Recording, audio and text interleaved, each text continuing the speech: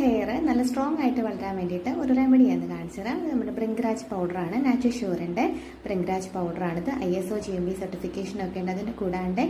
അതിൻ്റെ കൂടെ തന്നെ നമ്മളുടെ ചീവയ്ക്കാപ്പൊടിയുണ്ട്, ചിക്കക്കായ് പൗഡറുണ്ട്. ഇതിൻ്റെ കൂടെ നമുക്ക് ഒരു ലീഫ്ലെറ്റൊക്കെ കിട്ടും. അതുപോലെ തന്നെ റോസ് വാട്ടർ ഫ്രീ ഉണ്ട്, ഒരു സ്പൂൺ ഉണ്ട്, ഒരു ബ്രഷ് ഫ്രീ ഉണ്ട്. അതുപോലെ തന്നെ പ്യൂരിറ്റി സർട്ടിഫിക്കേഷനൊക്കെ ഉണ്ട്. വേറെ പ്രോഡക്റ്റിൽ നമുക്ക് കിട്ടത്തില്ല. പിന്നെ ഒരുപാട് യൂസ് ചെയ്യുന്ന മെത്തേഡും ഉണ്ട്. ഞാനിവിടെ ട്രൈ ചെയ്യുന്നത് രണ്ടും ഓരോ സ്പൂൺ എടുക്കുന്നുണ്ട്.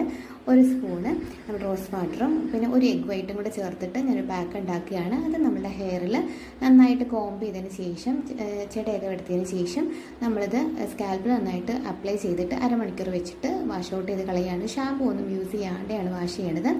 ഇത് ആഴ്ചയിൽ 1-2 വട്ടം ചെയ്യുകയാണെന്നുണ്ടെങ്കിൽ ഹെയർ ഫാൾ ഇഷ്യൂസും ഡാൻഡ്രഫ് ഇഷ്യൂസൊക്കെ മാറിയിട്ട് ഹെയർ നല്ല സ്ട്രോങ് ആയിട്ടും തിക്കായിട്ടും വളരാനായിട്ട് നമ്മളെ സഹായിക്കും.